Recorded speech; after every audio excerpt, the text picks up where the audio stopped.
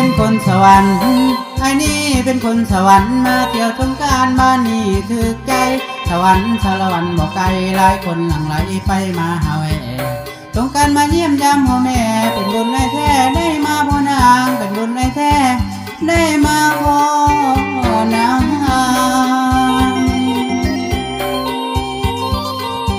กะจังว่าบุญเคยสร้างให้สมกับนางบ้านนี้บ่นอเบิ่งบ่อนใดกะทำมันงามกะดอกะดอเอ้ยกะดอกะดอเอ้ยน้อน้องจังไม่งามหูแก้มอันทำอย่างเมื่อน้ำน้องดีได้เป็นเปละมีแฟนละบ่หากยังบ่มีก็จองไว้ขอจองไว้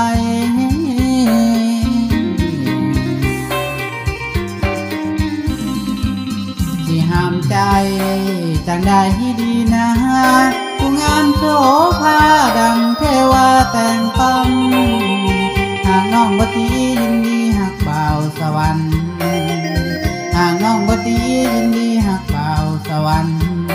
สิพาน้องนั้นเที่ยวสมพระธาตุอิงหังไปบ่นั่งน้ำอายสวรรค์บอกใกล้สิพาน้องไปเบิ่งไปเที่ยวทางสวรรค์บ้านอายบ้านอายโอ้บ้านอายบ้านอาย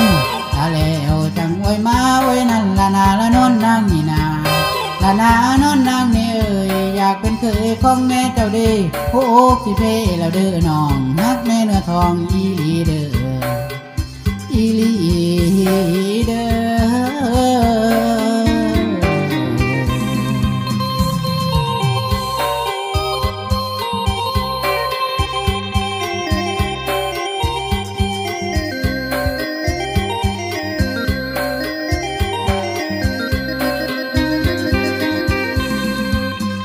ห้ามใจจังได้ดีนะ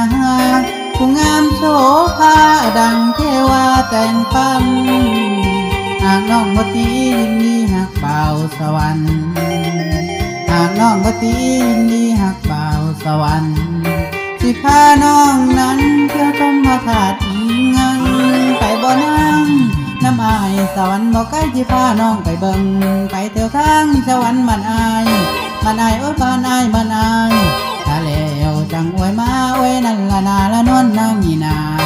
ละนานวลนางนี่เอ่ยอยากเป็นเคยของแม่เจ้าดีโอ้สิเพแล้วเด้อน้องฮักแม่เนื้อทองอีลีเด้ออีลีเด้อ